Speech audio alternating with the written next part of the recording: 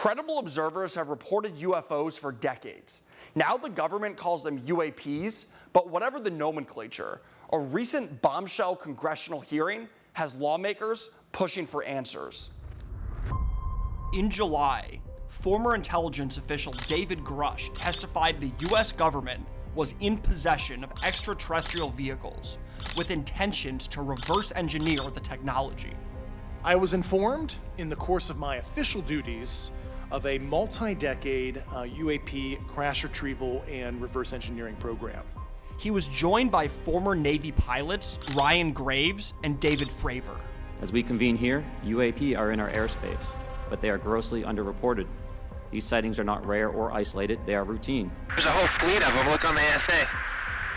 They're all going against the wind. The wind's 120 knots from the west. These are not our machines. They're from somewhere else. They're not us. They're not Russians. They're not Chinese. They can do things that we cannot do.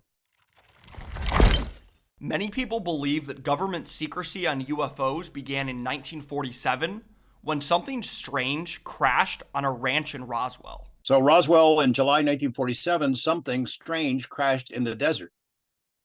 And the story that came out that now the world knows did not come from UFO people, not from ranchers, not from saucer nuts. It came from the U.S. military.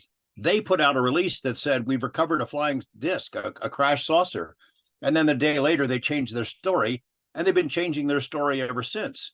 Despite the government story, credible military and civilian witnesses reported a crashed craft with occupants. There was 3 bodies. She said 2 of them were very mutilated.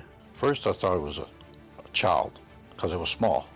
The head was different, the arms were spindly, the body it was gray. In this series, we'll examine the most compelling UFO testimony.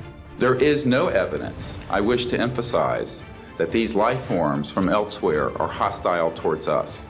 But there is a great deal of evidence that they are concerned with our hostility.